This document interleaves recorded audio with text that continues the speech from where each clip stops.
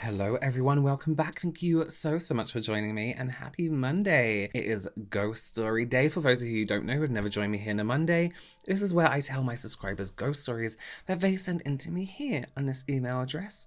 They send them audio, video, just normal email, and I read them out. Now usually we would do like a this is how I died kind of look, but I filmed all day yesterday and I cannot physically put on more makeup or remove any more makeup.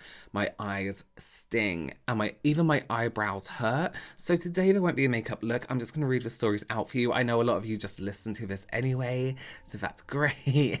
We won't be missing out on much. Let's just get straight into it. Our first story today is called Demon at the Window. It says, "Hi Robert, I absolutely love your channel. So this happened about 10 years ago when my son was about 7. We lived in a house that always gave people a scary feeling. So one night I was putting my son to bed and he asked me about the man in red at his window. Now I was sitting on his bed facing him with my back to his window. So when he said that, it instantly made me turn around and nothing was there.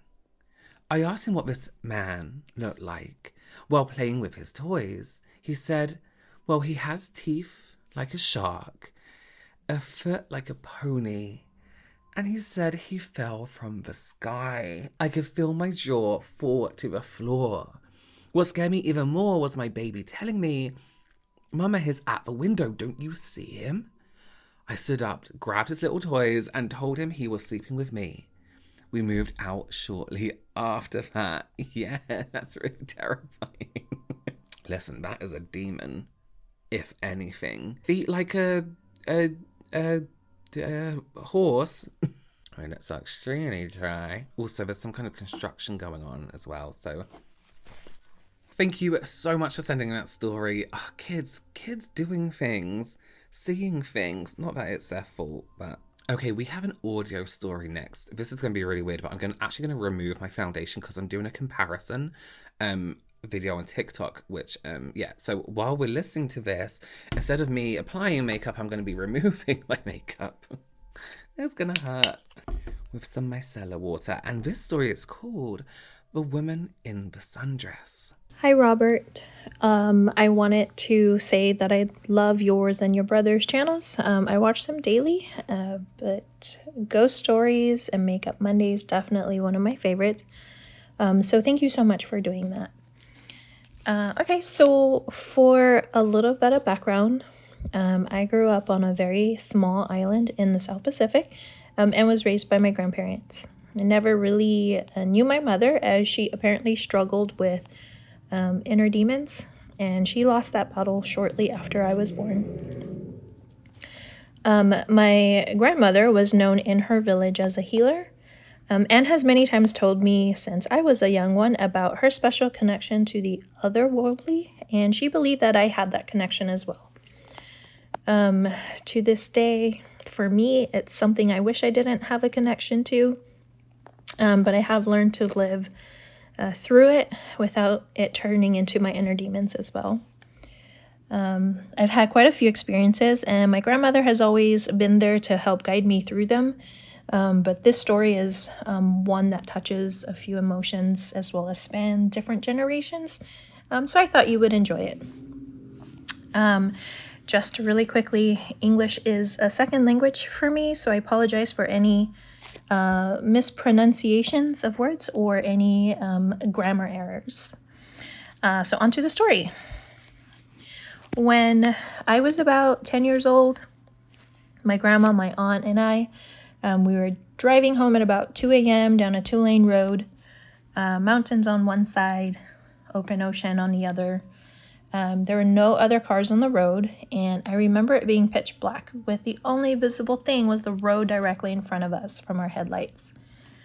My aunt was driving with my grandma in the front passenger seat and me in the back.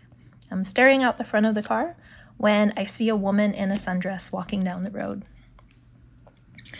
I remember thinking how I loved her sundress, and I also remember thinking, like, why is she wearing a dress at 2 a.m.? But it was a tropical island with tropical weather, so that wasn't unusual. Anyways, I asked my aunt if we could stop to make sure that she's okay. Both my aunt and my grandma gave each other a knowing look. That at the time, I didn't understand what that look was. But my grandma turned back to me and she said, it's never a good idea to stop on the side of the road for strangers. And I replied that I was worried about her and wanted to make sure she was okay. So my grandma gave my aunt a nod, and my aunt pulled over so we could make sure that the woman was okay. I opened my car door to talk to the woman. I know I wasn't a very smart kid. And I think she took that as an invitation to get in, because she climbed into the back seat without saying a word. Okay, I guess we're giving her a ride home, my 10-year-old brain thought. So I just asked my aunt, can we take her home? My aunt looked over to my grandma. My grandma hesitated for a little bit and she nodded. So my aunt puts the car in drive. We get back on the road. And it's feeling a little awkward in the car at this point. So I decided to have a conversation with her. And I remember my aunt and grandma just sitting quietly up front and just staring straight ahead and not saying a word. I don't remember the exact conversation I had with the woman, but I do remember in the middle of the conversation, the feeling of overwhelming sadness come over me. So I reached over and I just gave her a big hug and I told her, whenever I feel sad, my grandma's hugs always make me feel better.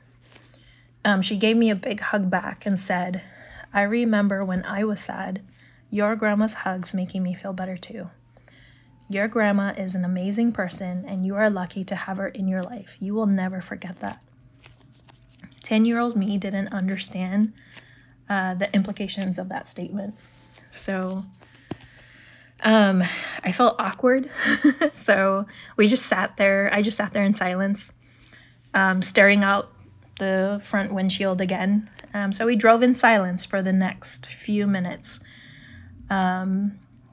When I realized, I never asked her where we were taking her or dropping her off. So I turned to ask her, hey, where are we going to drop you off? And to my surprise, the seat next to me was empty. So fast forward about 10 years, and I had by this point forgotten all about that incident. I had also left the island to go to university, but I did come home for a holiday. And during this holiday, I'm driving down the same road. I'm headed home, driving down the road about 2 a.m., and I notice no other cars on the road. But who do I see? Woman in the sundress. And in a split second, the memories come flooding back to me as if it had happened yesterday. I get the overwhelming feeling to stop for her, so I do. I also get the feeling of excitement and happiness that I get to see her again. So I pull over, she gets in my car, we head off down the road, and we're having a conversation. We talk about life in general, just sort of catching up, I guess. And I noticed after a while of talking with her, the same overwhelming feeling of sadness overcome me.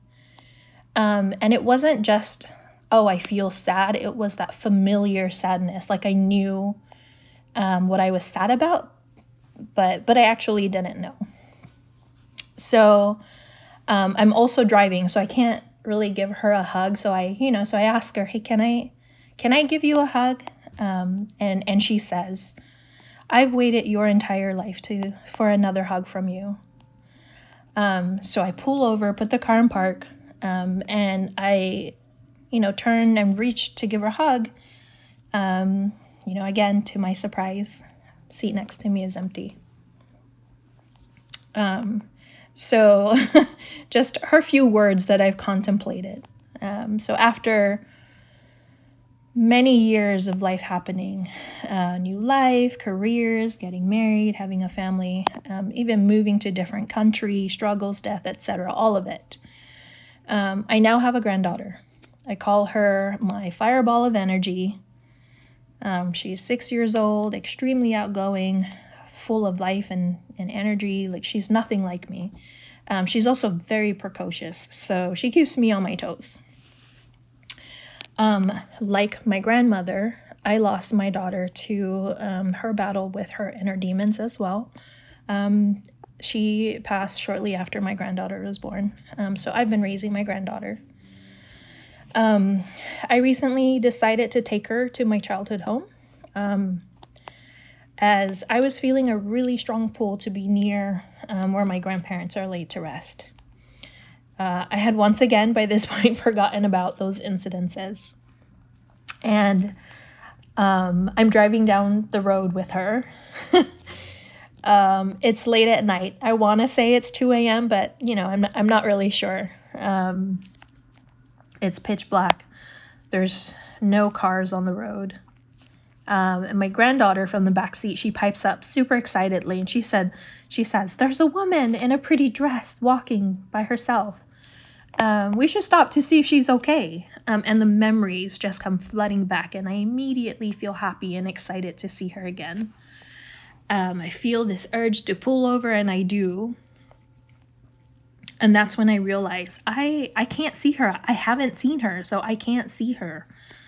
But my granddaughter can. She was the one who spotted her.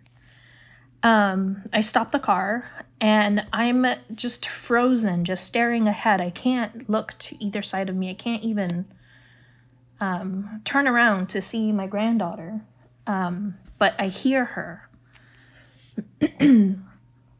And she says in a really sad voice, she says, "Mimi, she's trying to get home."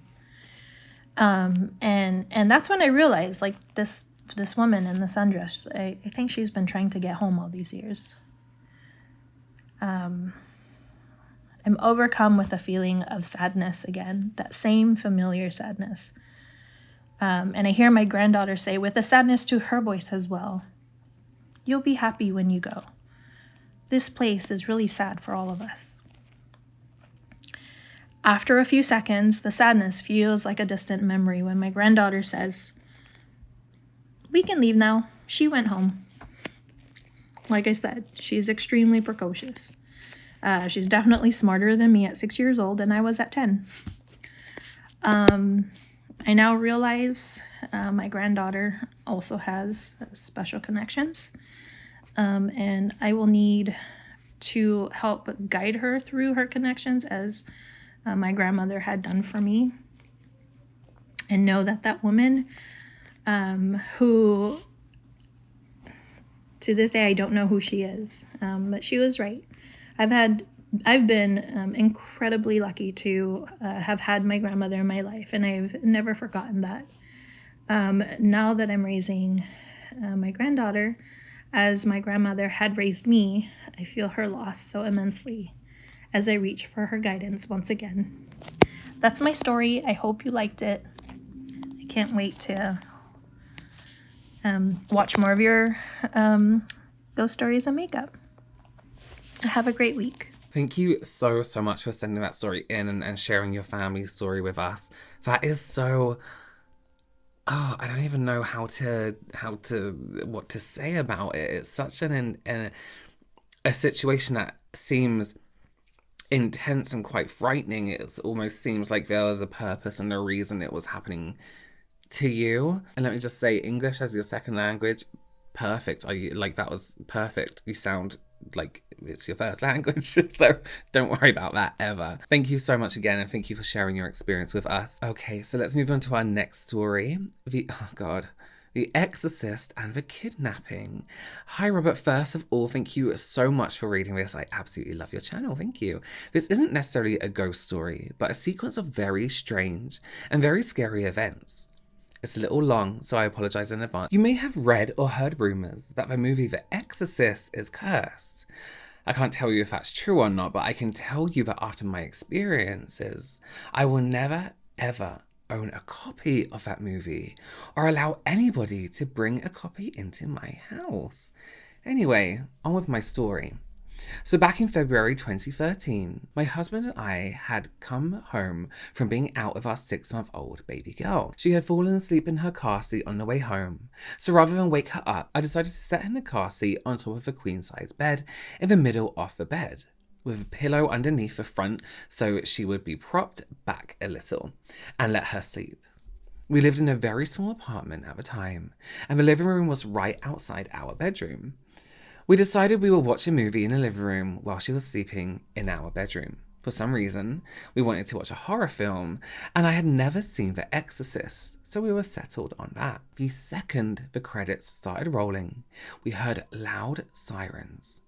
Police cars and fire trucks rushed past the house. Moments after they passed, we heard a loud bang come from the bedroom and our daughter crying. I immediately ran into the bedroom and found her on the floor under her car seat at the foot of our bed. I quickly picked her up. I was frantic, but I made sure she was okay. She was fine, but I was terrified.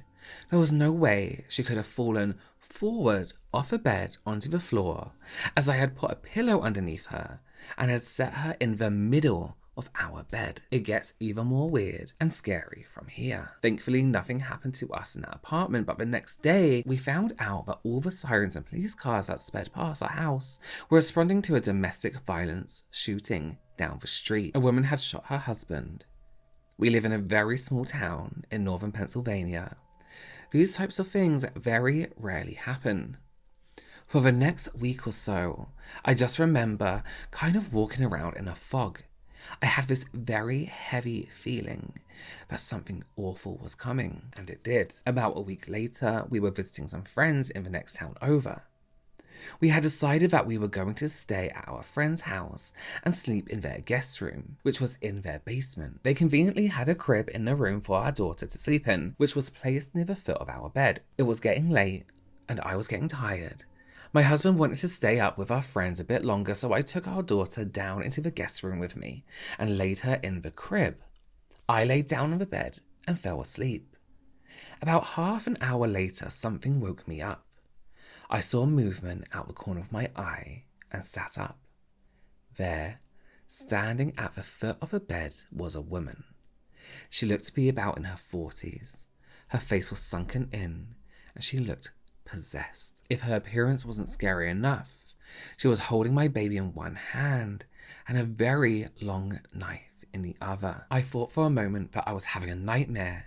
Then she started talking, and I realized this was very real.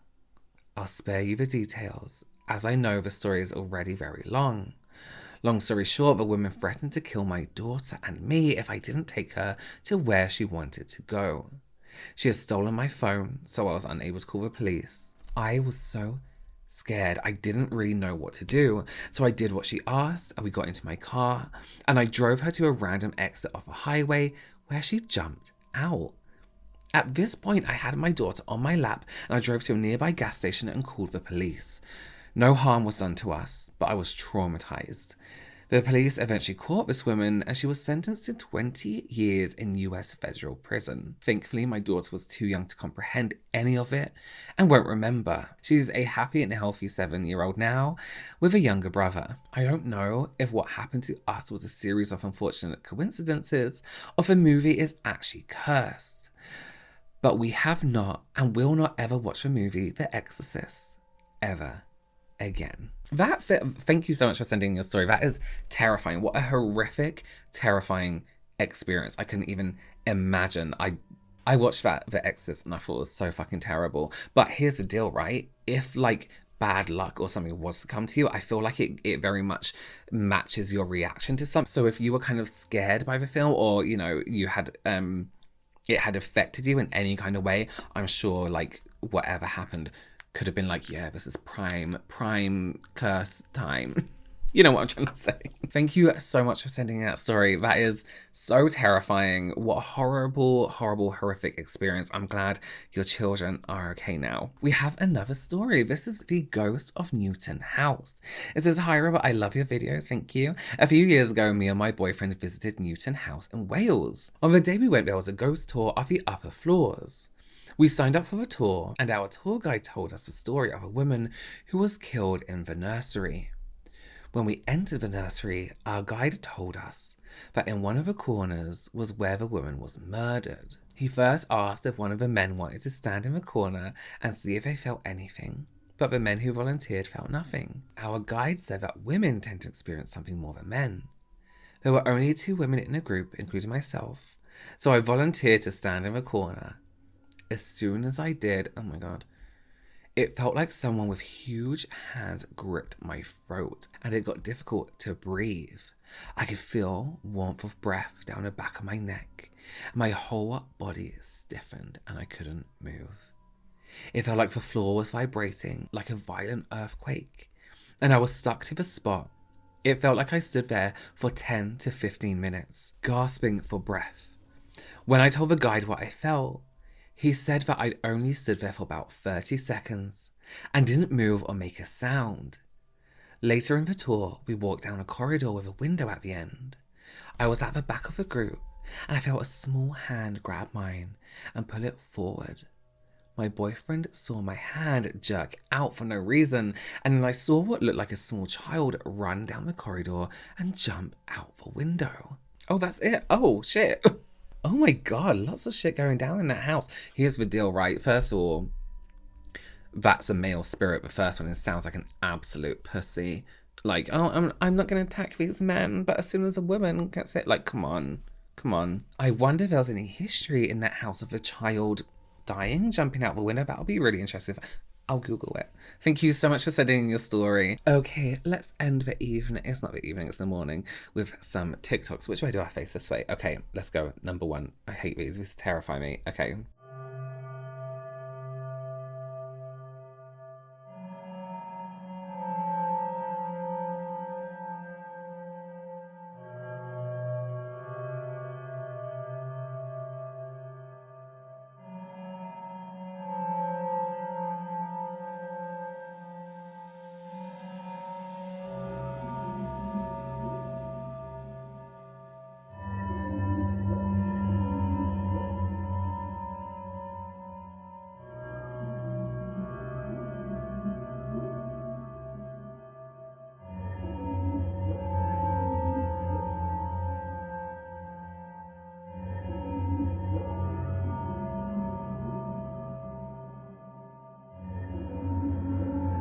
I didn't quite see that. Maybe I'll lighten it and put whatever it was here. Basically, 2 guys were in their apartment playing with a drone, and I think they saw something. I don't know.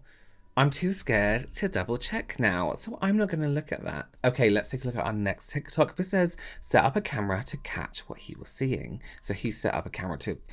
come on, guys, grammar. He set up a camera to watch what he was seeing.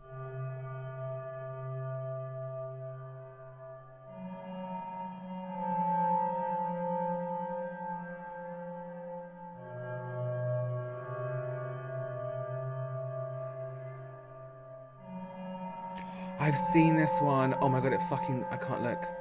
I can't look.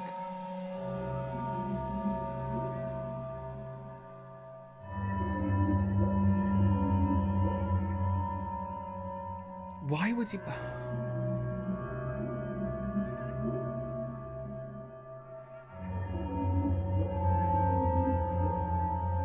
Are we done?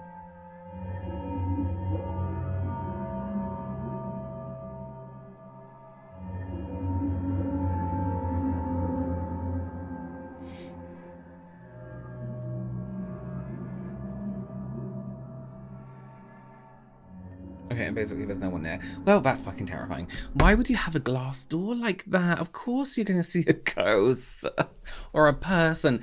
You know what? A ghost, like if a person was to physically appear in front of me, yes, I would shit myself. But if I was to see someone through glass, whether it's completely clear or something like that, I don't know what it is, mirrors, glass, you know me.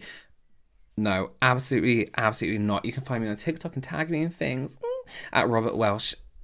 MUA. Tagging and scary stuff. Thank you so much for joining me this week. I will see you again in another 2 weeks. Don't forget to send your ghost stories, experiences, just weird experiences, to this email address right here, and they'll be read out. They can be, just scary things. People are scary too. Thank you so much again for joining me, and I will see you soon. Bye.